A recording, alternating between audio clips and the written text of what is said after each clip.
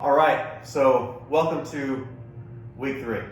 Where do I begin? So, not the week 3 that I was expecting. I really held off my training Monday through Thursday.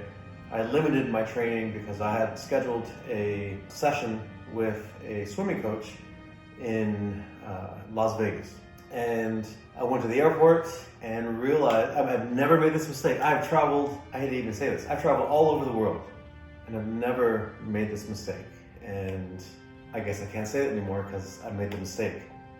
So I scheduled what I thought should be a 9:55 a.m. flight. So I got to the airport really early in the morning. I even scheduled my appointments early so I can get to the airport on time. And I get to the airport, I'm checking in, and really, I'm looking at the board and realize my mistake. So I make my mistake. I'm running all over the place, seeing if I can, schedule another flight to Vegas so I can get to my appointment on time. I had a 2 o'clock appointment, and made a mistake. So now that I made a mistake, I'm back. I don't have any videos available because I was gonna do all my videos for the training.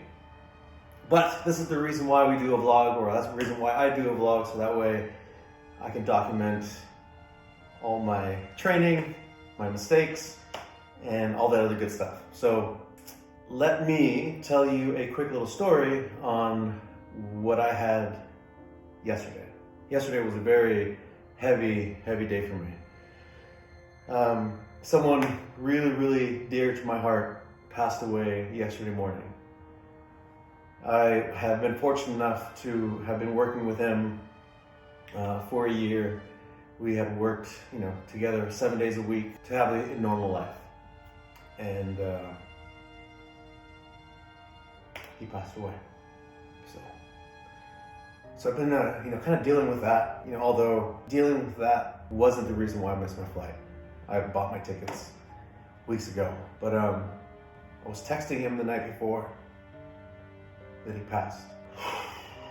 So he passed on, and I was at work when I received the phone call, and it was one of my busiest days because I had all these appointments back to back to back in order for me to go on today's trip. So I really didn't have time to sit there and really kind of reflect on what had happened, spending the time with him. So, one after appointment after another, next after the next, so after a long 6-7 hour day, I get home, my head's just kind of, running wild. And, I take a nap, and I had to go to Menlo Atherton High School, where I'm the strength and conditioning coach. So I head over there, my mind's still running, but I want to be with these kids, I want to help them. So I just kind of put my feelings aside for the hour. And yesterday, it was the second day of practice, and they were running, they were timing the mile. And this one kid, he was flying. He did a 5-minute and 38-second mile run. It was amazing to watch this kid run. He was just flying. And after he finishes, he's catching his breath, and he sits down, kind of watching him, and then he goes face first into the ground. Head coach and I, we see him, we run up to him, we're trying to wake him up, get him into position that he can get some air and oxygen in. She runs to get another coach, eventually to call 911. And I'm sitting there with this 16-year-old kid. I don't know. This is the first time I met him, face to face. And he can't breathe. He's not breathing. Checking for a pulse. The pulse was very faint. Didn't have to do CPR because I can see that he was breathing. So I'm monitoring the situation, remembering my training, with the CPR class, first aid. So he's struggling for air, and he has his eyes looking up in the air, and I really really thought he was gonna die. I really thought he was gonna die. And, you know, I call the paramedics. Paramedics come, they take care of the kid. 16. He was gonna be okay. But it was a heavy day, experiencing someone dear to me pass away, and then almost seeing, 16-year-old kid almost die in my hands. It was pretty heavy. It was pretty intense. So, I've been, kind of just thinking about just how fragile life is. So that is my update for week 3 so far. I got to make up some training time. I did get to do, 2 or 3 classes of jiu-jitsu this week, so it wasn't a wash, but definitely not anything that is going to transfer over to my marathon training that I'm doing, and also my Ironman training that I'm preparing for. So we are less than a month away from my first marathon. I did say that I was going to introduce Rosa to you guys. So Rosa will be introduced next week, and we're just going to finish out the week of this training. Hopefully, they say things come in threes. So passing, the emergency, and now the missed flight to Vegas. We're going to count that as 3. So that's hopefully out of my system. And hopefully now we can just do what we need to do and move forward. So that's the update for week 3. I'll get some training videos in, and I'll see you guys soon. All right, how's it going, everyone? So today, I finally did it. Today is the day that we introduce Rosa. Because of Rosa and her goals, it's the whole reason why we're running the marathon next month. So today I wanted to ask her a couple questions so that she can explain to you guys her mindset of why and how this all came about. So Rosa, how are you feeling? Very good. We're a month away. Less than a month away. Less than a month away. So tell everyone why you chose this goal. My friend Alan has been running marathons for the last 8 years, I think, and he's ran like 26, 27 marathons within those years. And he mentioned about the Folsom Sacramento marathon to me, end of last year. And I said, count me out. I'm not running with you. He said, I don't take that no for an answer. And I go, okay. And then 2 months later, I registered before everyone did. And then I told him, I registered already. And then I told him, I registered already. And last year, in late November, I asked Omar, how long do you think I need to train for a marathon? He said, when's the marathon? I said, December 4th. We were like, what, 2 weeks away, I think? And he looked at me. I don't think so. And I said, no, it's 2022. And he said, oh, we've got a year away. Yes, okay. Good. So what pushed you to do it? I mean, first it was an idea. You said, no, I don't want to do it. And all of a sudden you registered before everyone. What was the deciding factor for signing up? I thought the sooner I registered, the faster my commitment is. Okay. That there's no turning back. Yes. I love it. It's like you can't stop from jumping out of a plane. Once you jump, you jump. So once you committed, you committed. Mm-hmm. Nice. So within the year that we've been training for the marathon, we've been training prior to that.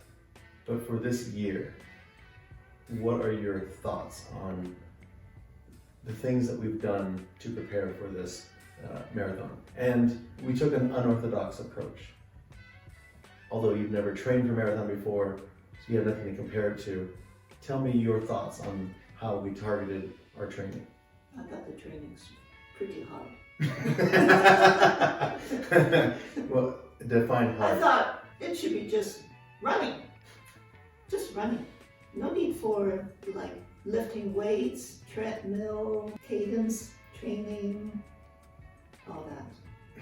And my friend said, just go run. So Just Go Run is the long distance slow method, where if you're going to run a marathon, then the goal is to run a certain amount of miles per week. Since this was Rose's first time, we decided to take a different approach. We took the high intensity approach, where we're not running as many miles. We're really strengthening the body for the capability of running 26 miles. So we're not running for time, but we're preparing the body. So we did a higher intensity workout versus a long, slow distance workout. So this is what she's referring to. Yes, the high intensity is hard, but the trade-off is that our high intensity training is only, I'm gonna make up random numbers.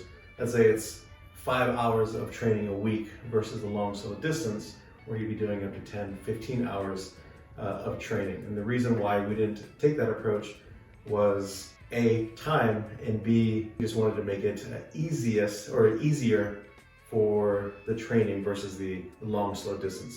I respect both philosophies, but I just wanted to make sure we chose the easier path. Although not easy, but in the sense of time and commitment. So that's why we chose that method. So we're gonna find out next month if it was a good choice or not. But that's definitely the philosophy that I took on when I ran the 11 Tough Mudders and when I ran that World's Toughest Mudder, the 24-hour loop. So I figured if it worked for me, and I've done a lot of other research on other athletes that have done the same thing, that's the philosophy that I chose. Okay, well, how does your body feel now that you're a month away of a year's worth of training? How are you feeling now? I feel pretty good, actually, even after our hour of training. And then when we stop, I'm fine. I don't feel tired. My legs are not falling off. I'm not exhausted. After the hour, I go home. I said, okay, fine.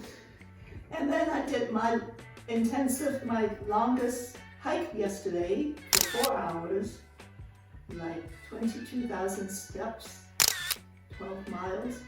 It's not fast, but I thought it's adequate. I'm not looking for speed. I'm looking more for endurance, how much I can walk or hike. And another thing that we're also preparing for is how we feel the next day.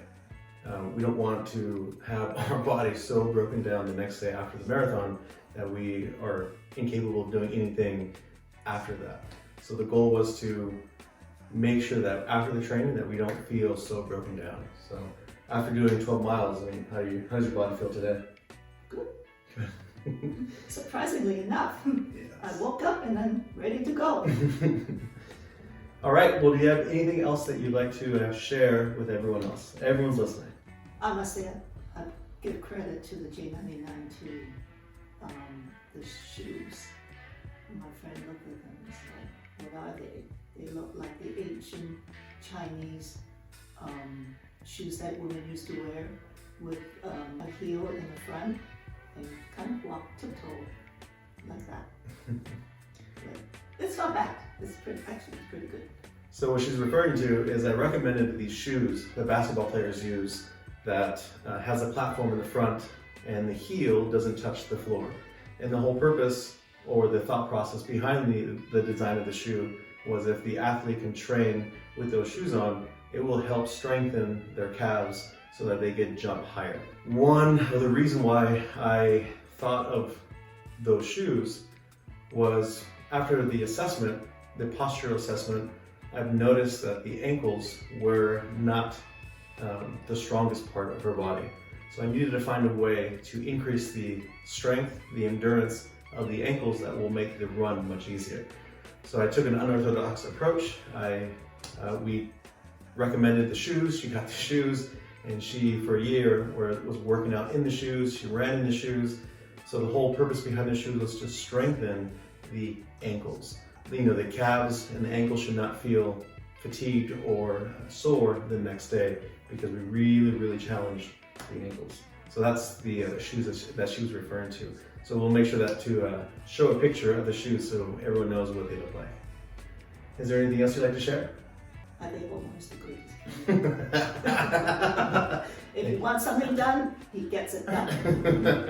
Thank you very much. No turning back. That's right. Once we make that commitment, we make that commitment. There's no stopping after you jump out of the airplane. Once you jump, you jump. It's the that's the way we go about our commitments. So thank you very much, Rosa. We'll definitely have video of the marathon, the befores, the afters, all that good stuff. So that way we can highlight your success of your whole year's worth of goal. Awesome. Thank you very much. We'll see you guys next week.